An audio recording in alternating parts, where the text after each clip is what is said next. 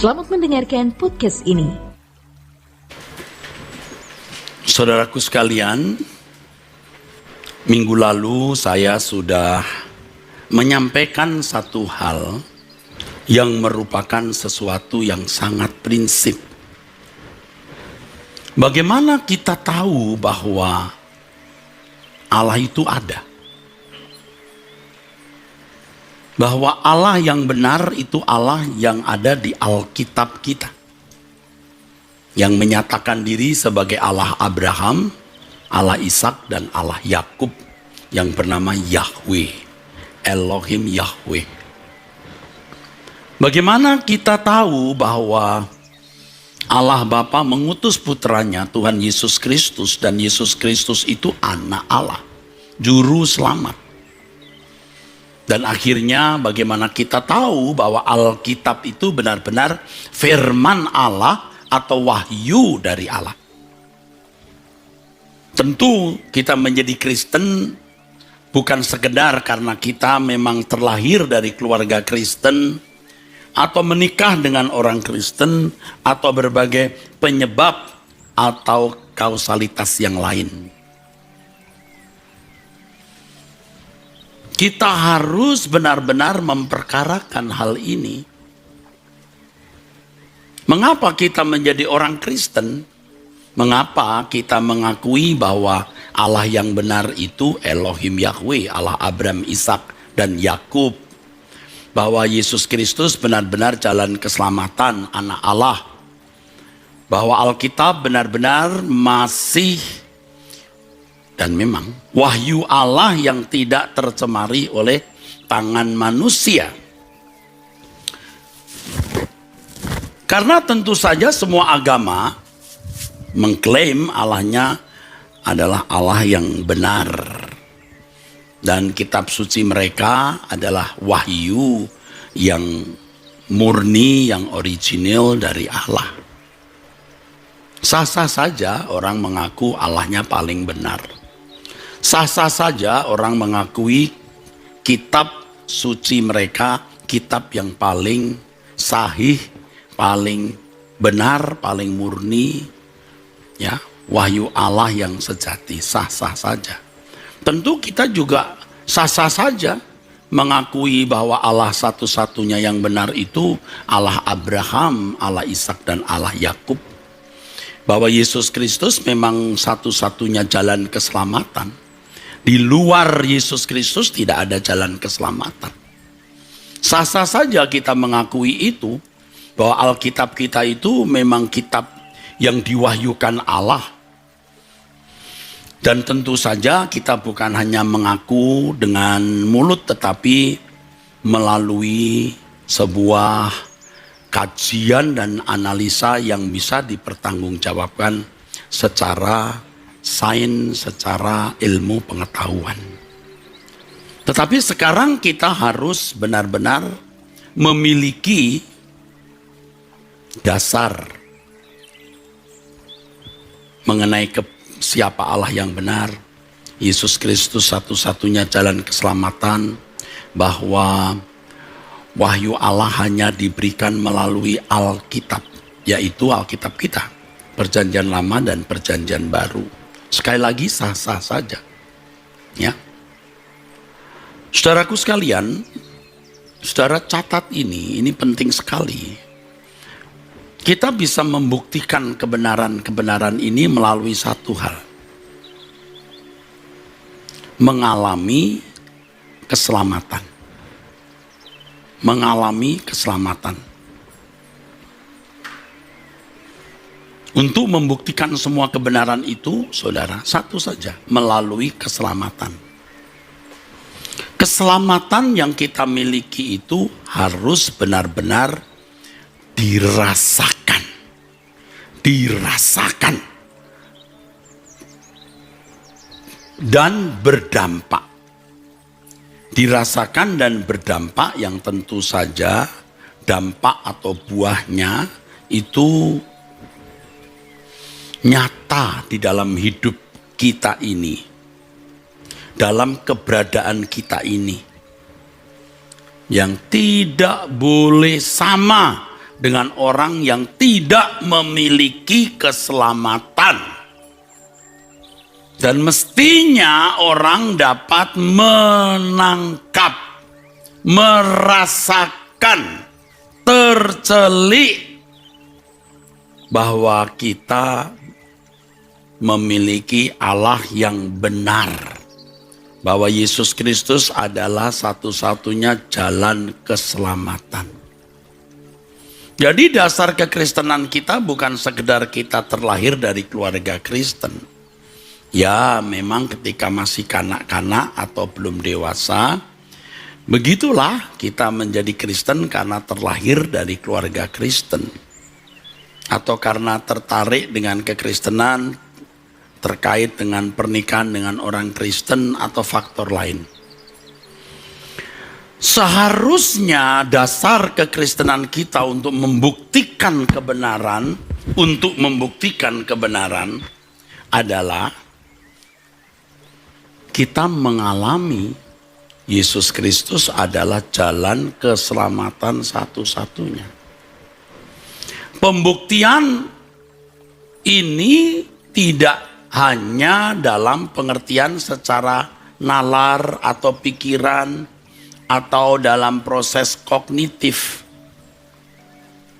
Karena kalau pembuktian hanya dalam pengertian nalar, belumlah membangun kekristenan yang benar. Buktinya. Anda pernah ketemu orang Kristen yang cakap bicara mengenai kekristenan? Cakap bicara mengenai soteriologi atau keselamatan, cakap bicara mengenai Allah, mengenai doktrin, tetapi kualitas moralnya rendah. Tidak usah lihat hidup setiap harinya, dari pernyataan-pernyataannya, baik di media sosial maupun tulisannya, menunjukkan tidak ada etika. Jangankan etika kekristenan yang standarnya Yesus. Etika umum saja dia tidak bisa penuhi. Dan ini sudah menjadi indikator jelas bahwa membuktikan Yesus Kristus Tuhan dan Juru Selamat, bahwa Allah yang benar Allahnya orang Israel dan orang Kristen, tidak cukup dengan penjelasan secara doktrinal.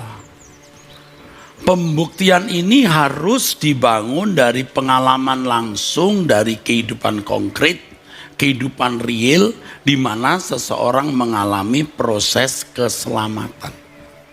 Nah, keselamatan itu apa? Itu masalahnya, intinya. Ini masalah intinya, apa itu keselamatan? Kalau definisi keselamatan hanya terhindar dari neraka dan diperkenankan masuk surga, itu belum bisa teruji. Ujiannya hanya di dalam perdebatan. Ya, kalau tidak bisa dibuktikan sekarang, agama-agama samawi juga mengklaim Allahnya yang disembah Allah yang benar.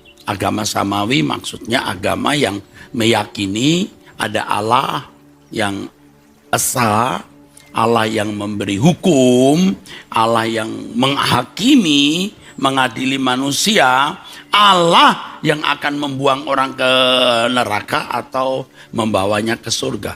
Itu agama samawi. Ya, meyakini wahyu dari Allah, memberi hukum, mengadili, membuang orang ke neraka atau ke surga. Ya. Ada agama samawi besar di dunia. Agama samawi pertama itu tahun 1440 sebelum Masehi. Itu agama Yahudi, Judaism atau agama Musa. 1500 tahun kemudian itu baru ada agama Kristen. Abad 1. Lalu agama samawi yang terakhir atau yang kemudian adalah agama Islam. Muslim. Islam yang muncul abad ke-6 ke-7, jadi sekitar 600-700 tahun setelah agama Kristen.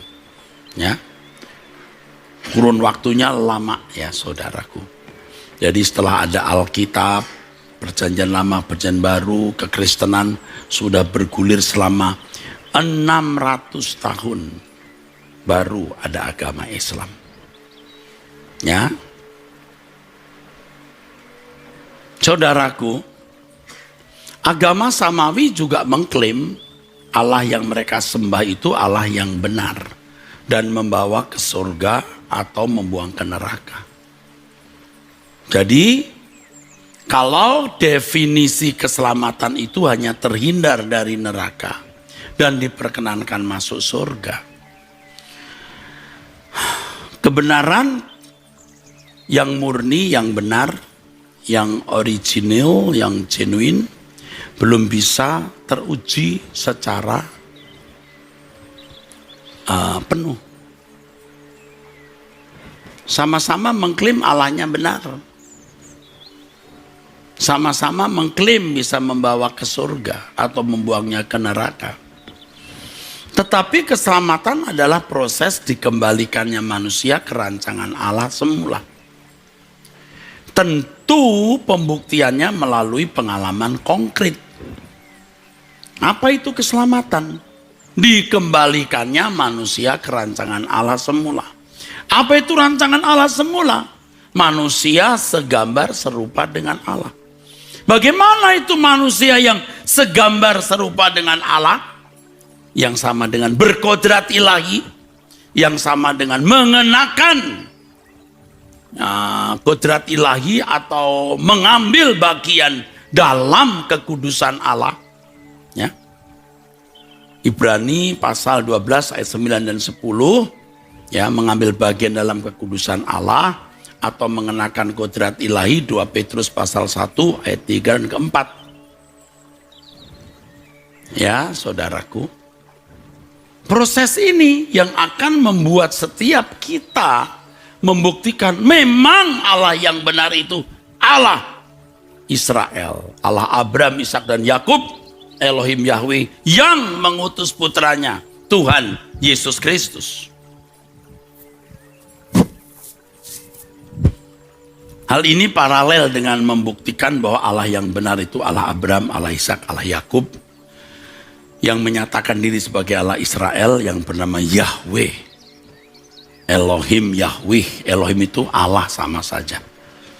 Bagaimana kita tahu bahwa Dia Allah yang benar, bahwa Alkitab itu wahyu yang benar, bahwa Yesus Kristus jalan satu-satunya keselamatan?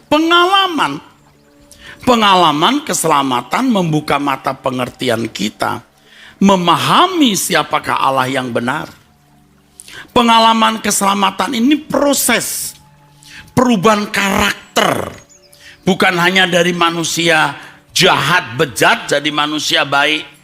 Sebab kalau hanya demikian, agama-agama, pendidikan budi pekerti juga bisa mengubah manusia yang bejat, yang rusak, yang biadab menjadi orang baik. Tetapi proses keselamatan itu merubah manusia dari human being menjadi divine being, atau kalau divine being bisa kata-kata yang salah, ya. Dari sinful nature menjadi divine nature. Kodrat ilahi itu ada unsur being, tapi bukan berarti kita sejajar dengan Allah. Beingnya di situ di moral, di karakter, ya. Jangan potong khotbah saya, nanti orang bilang kata Pak Eras kita bisa menjadi seperti Allah, ya. Ya, bukan. Kita tidak pernah sejajar dengan Allah, saudaraku, ya. Pengalaman keselamatan seperti ini luar biasa, saudara. Bukan saja dari orang jahat yang hidup melanggar norma umum dan hukum, kemudian menjadi orang baik yang santun. Tetapi Yesus menyelamatkan kita dari dosa, hamartia. Ini menyelamatkan kita dari kemelesetan. Kata dosa itu, saudara, secara etimologi itu tidak ada unsur kejahatan. hanya artinya meleset. Saya tidak mengatakan dosa itu tidak jahat loh, nanti salah lagi. Kata dosa dalam teks bahasa Yunani hamartia itu sebenarnya artinya meleset. Yaitu keberadaan manusia yang belum sesuai dengan rancangan Allah semula. Yang telah kehilangan kemuliaan Allah. Roma 3 ayat 23. Manusia memiliki kemuliaan manusia, bisa bermoral baik, santun, beradab, tetapi tidak sesuai rancangan Allah semula. Tidak sama dengan rancangan Allah semula yang segambar dan serupa Allah. Jadi tindakannya belum sesuai dengan pikiran dan perasaan Allah. Bisa sesuai dengan hukum. Orang yang hidupnya belum sesuai dengan rancangan Allah yang semula, bukan berarti menjadi bejat, jahat, tidak bermoral, biadab. Enggak. Mereka bisa menampilkan kehidupan moral yang baik, santun, sesuai dengan norma umum atau hukum-hukum yang berlaku, saudaraku. Dan agama bisa mencetak manusia seperti itu. Dan mencetak manusia seperti itu juga tidak mudah, melalui proses juga, pergumulan juga, saudara. Pendidikan itu juga proses bagaimana membuat orang yang tidak beradab menjadi beradab, ya. Orang yang tidak mengenal hukum jadi orang yang mengenal hukum dan baik, itu proses. Tapi proses mengubah kodrat itu mustahil. Itu mustahil. Ya, nanti kita melihat Matius 19 ya. Mustahil. Ini hanya bisa dikerjakan oleh Roh Kudus. Mengalami proses dikembalikan ke rancangan Allah semula, itu proses yang luar biasa. Sebab harus ada intervensi dari Allah. Dan manusia harus interaksi dengan Allah melalui Roh Kudus. Nah, ini istimewa.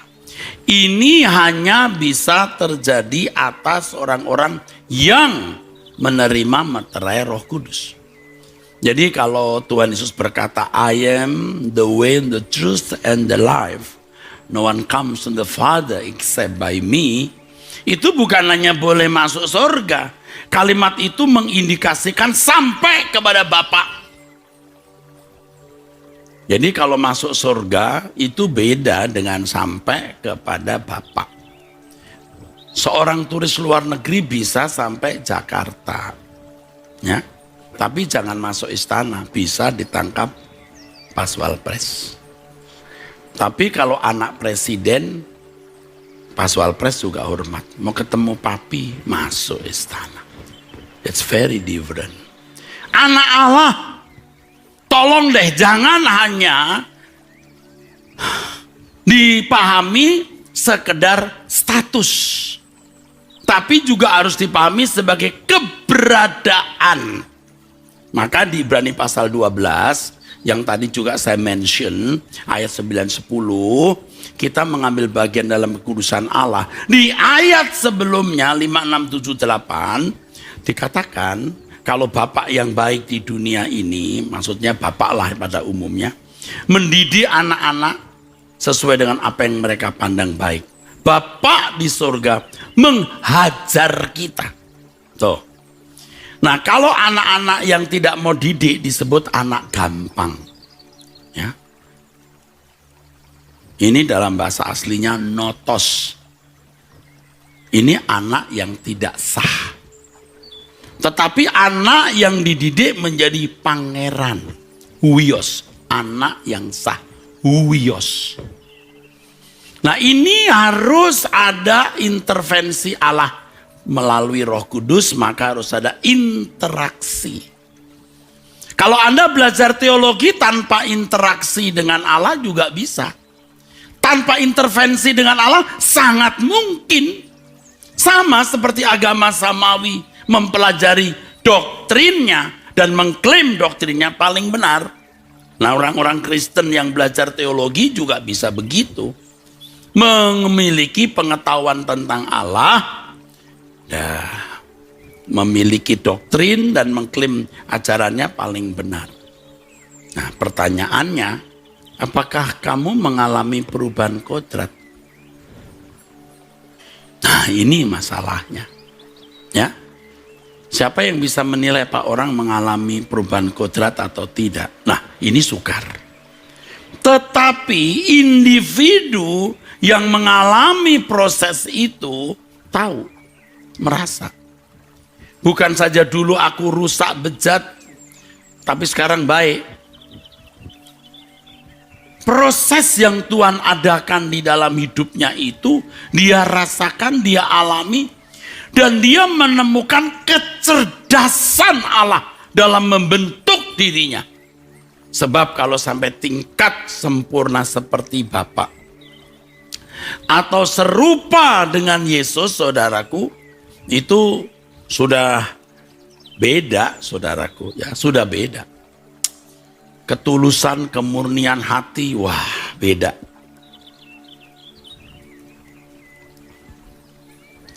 Jadi jangan heran kalau orang-orang yang diproses untuk mengalami perubahan kodrat ilahi itu akan mengalami yang dialami Yesus.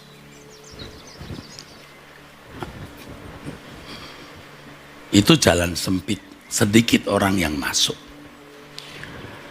Ya, akan mengalami seperti yang dialami Tuhan Yesus. Perlakuan tidak adil, fitnah, dan lain sebagainya. Keadaan-keadaan yang benar-benar sulit, saudaraku.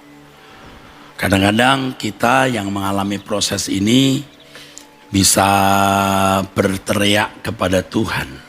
Tuhan, kenapa ya Engkau seakan-akan tidak peduli dengan keadaanku? Kenapa Engkau membiarkan aku diperlakukan orang seperti ini dan Engkau tidak membela aku? Persis seperti Tuhan Yesus. Ditinggalkan oleh Bapaknya di atas kayu salib.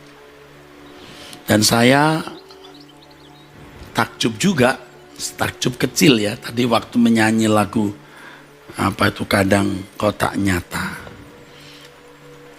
Saya diam memperhatikan. Kadang kotak nyata seakan tiada itu. Tapi melalui itu Tuhan memang memproses kita. Kau ajarku dewasa. Oh begitu dalam segala perkara. Aku tetap percaya. Saudara nanti akan mengalami proses yang ya nggak berat, saudaraku. Berat sekali. Tidak berat, tapi berat sekali. Tapi saudara akan menemukan kecerdasan Tuhan di situ. Allah itu hidup ya. Kalau hanya mengalami kesembuhan, Anda nggak lihat itu di televisi. Kesembuhan-kesembuhan ilahi tidak dilakukan oleh pendeta. Bukan orang Kristen. Lah orang tidak jalan bisa jalan. Mengoperasi dengan tangan kosong mengambil sesuatu di dalam perut si pasien. Banyak agama yang bisa menunjukkan mujizat-mujizat itu. Baik agama samawi maupun yang dianggap bukan samawi.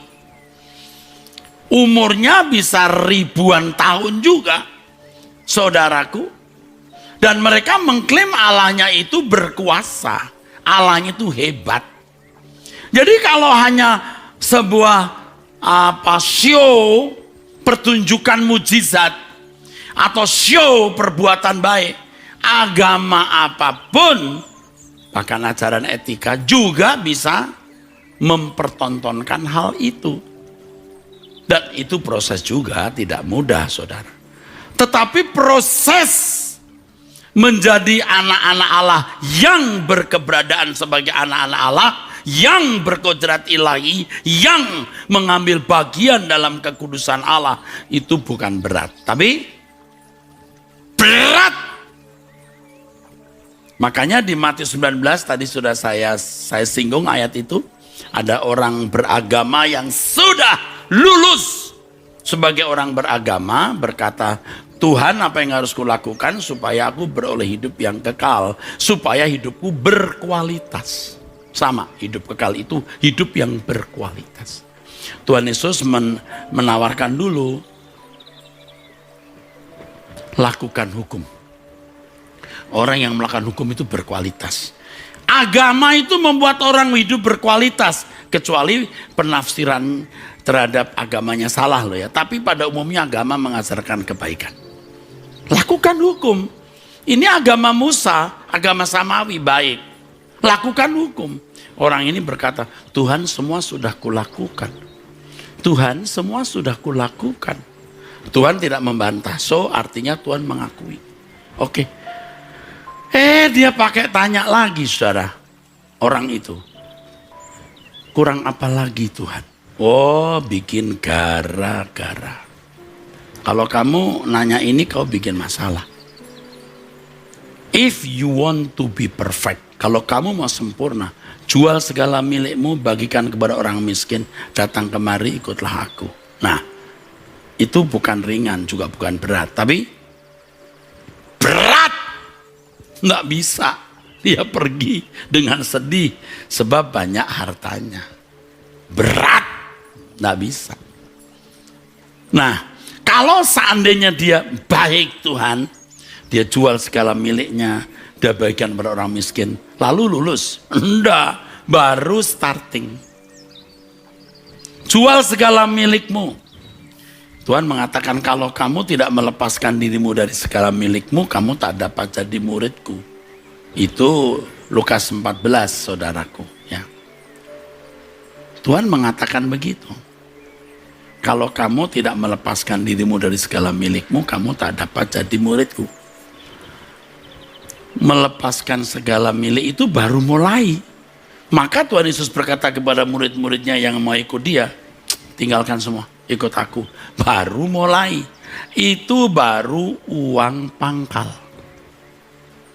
Nah sekarang orang uang pangkalnya aja belum bayar. Lalu merasa sudah sekolah. Aduh saudara.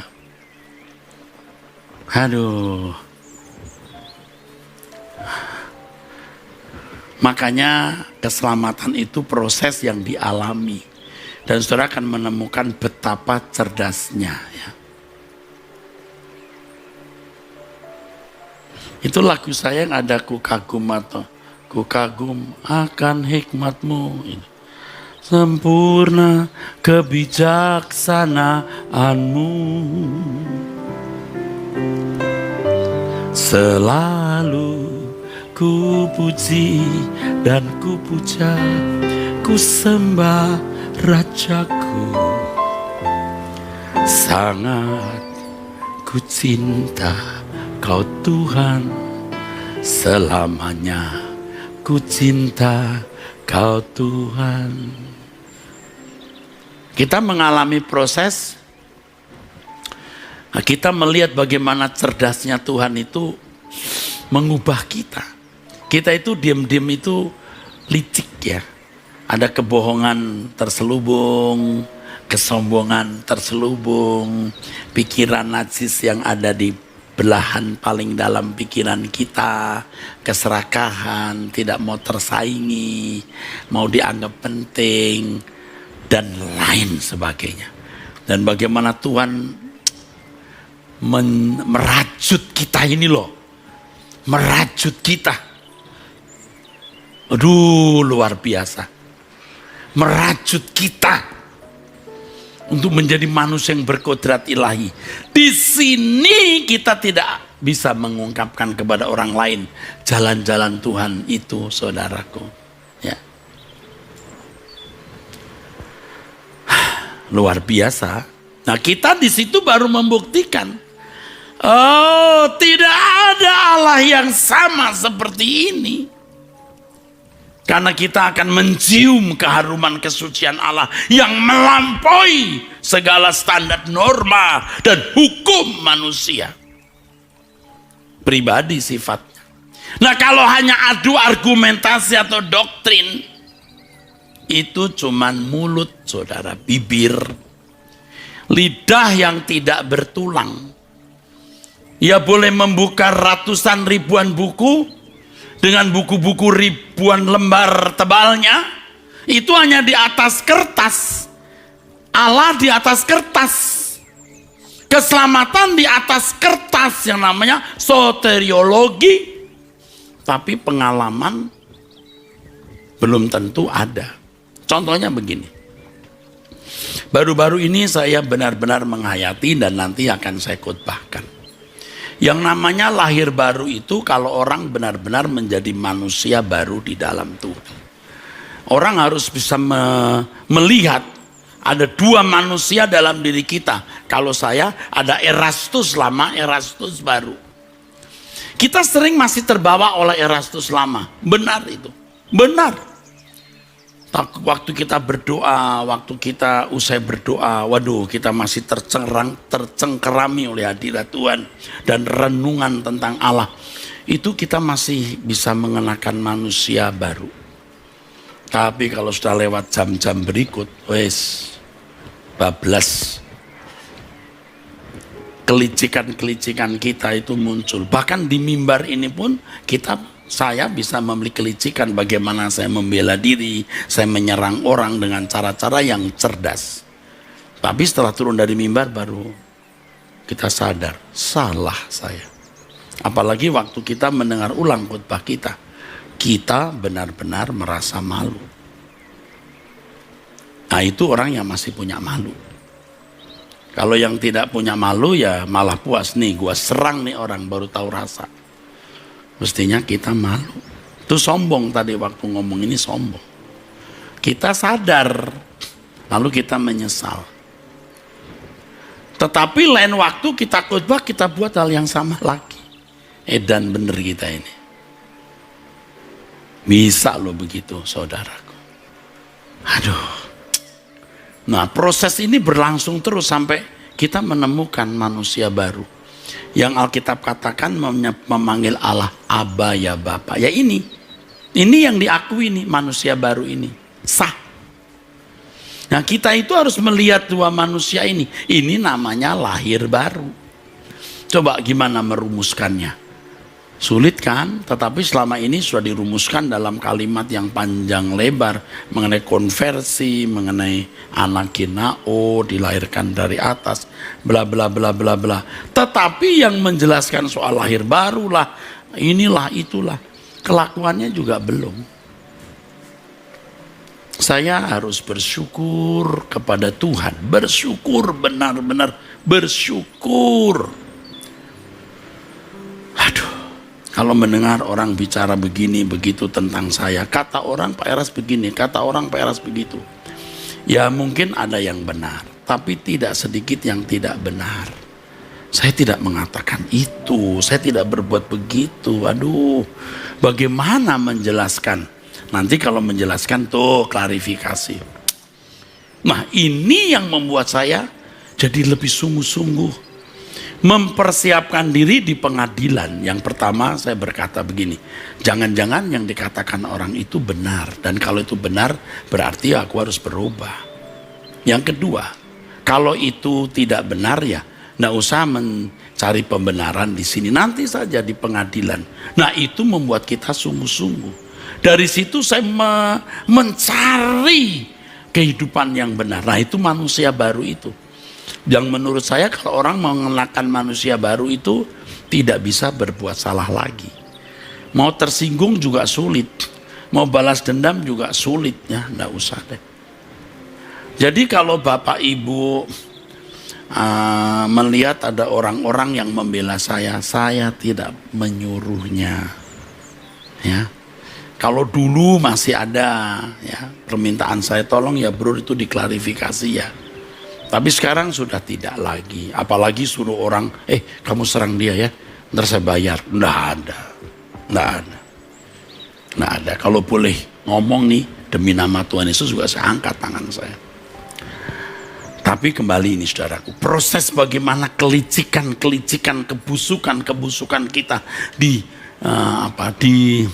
oncei itu apa? Dikupas oleh Tuhan. Dilepas. Wah, cerdas Allah itu. Ku kagum akan hikmatmu itu loh. Kecerdasan Allah.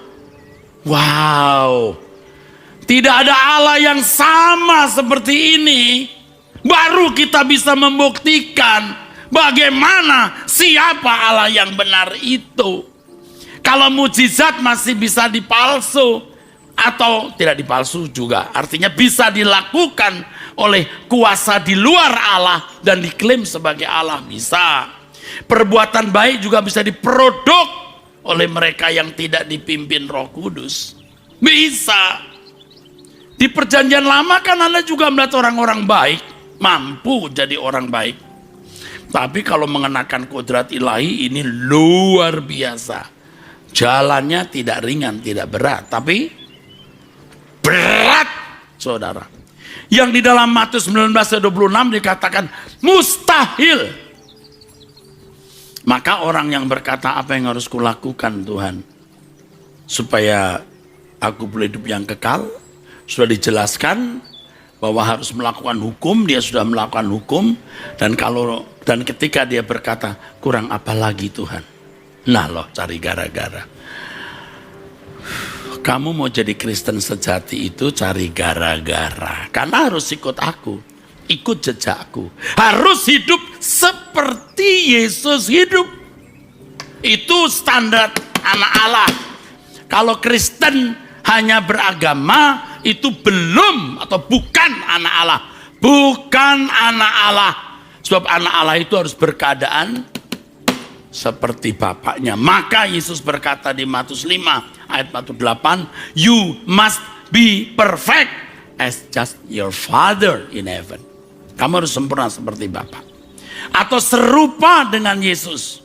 Supaya Yesus menjadi yang sulung, saudaraku. Jadi berat. Maka firman Tuhan mengatakan banyak yang dipanggil, sedikit yang dipilih. Berjuanglah, karena banyak orang berusaha tetapi tidak masuk.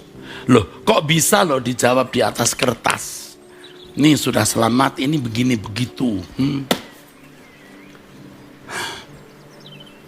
Jadi Matius 19:26 itu konteksnya mengenai bagaimana hidup yang berkualitas atau kualitas proporsional sesuai dengan rancangan Allah semula.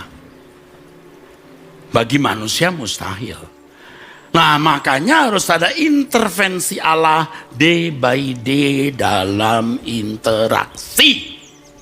Dalam kehidupan konkret, dalam pergumulan konkret. Bukan hanya di atas kertas. Maka orang-orang ini macan di atas kertas, macan dalam berbicara, tapi dalam hidup setiap hari belum tentu, ya. Wes, ini benar saudaraku. Kita tidak mau menyerang-nyerang orang atau menghakimi. Itu benar.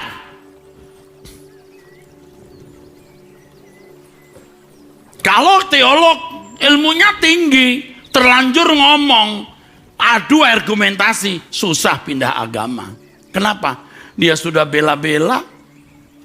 Tapi kalau jemaat yang doktrinnya juga setengah-setengah, mudah pindah agama. Dia juga belum mengklaim ajarannya paling benar. Kalau debat dengan agama lain juga nggak bisa. Tidak sedikit kan orang Kristen yang kalah debat lalu pindah agama. Coba jelaskan Allah Tritunggal. Nggak bisa dia jelasin. Pusing tuh. 3 dalam 1, 1 dalam 3. Allah kok 3? 3 sejajar. Piye? Bingung dia. Wah. Loh, ini benar. Salah seorang yang aktif di gereja. Satu kali ketemu saya lalu berkata begini, Pak, saya sudah pindah agama. Hah? Dia adik dari teman saya. Loh, kenapa? Sebab tidak mungkin Allah itu 3. Oh, begini saya jelaskan. Enggak Pak, nggak usah dijelaskan, saya sudah tahu. Saya mencoba menghubungi juga dia menghindar. Duka cita saya dalam sekali. Karena dia tuh supporter dulu dalam gereja. Support. Bingung saya. Wah, nggak ngerti. Tapi teolog susah pindah agama. Dia bisa menjelaskan begono begini. Yang jemaat nggak bisa. Tapi kalau jemaat mengalami proses, bagaimana diubah, wah, dia tidak akan bisa pindah agama. Tidak mungkin ada Allah sekudus ini, seagung ini, semulia ini. Makanya kalau mau berkompetisi, tidak usah di dalam apologetikas ya.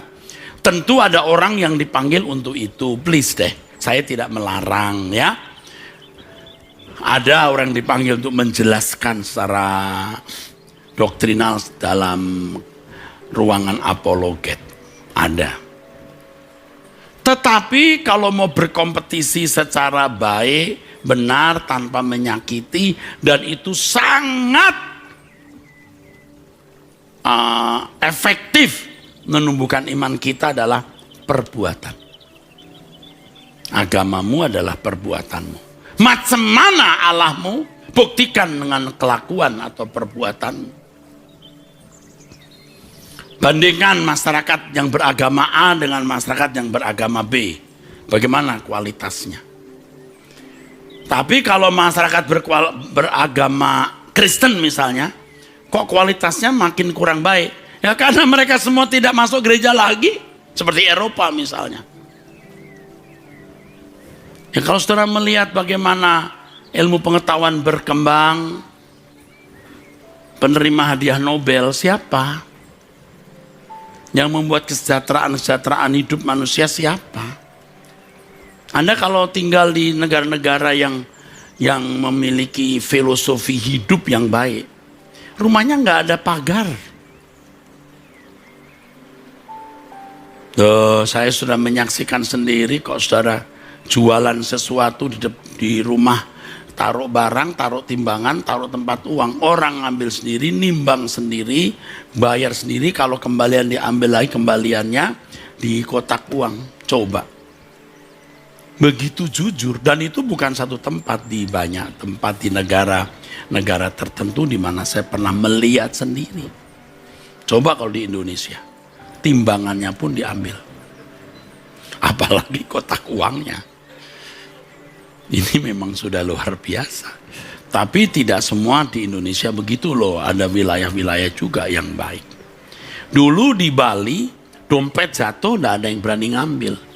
Mau sepeda, zaman dulu mas sepeda ya, tidak digembok, pinggir jalan nggak hilang, betul nggak? Waktu masih kanak-kanak masih begitu. Tapi sekarang banyak orang di luar Bali datang, apa yang terjadi? Motor di dalam rumah pun dikeluarkan.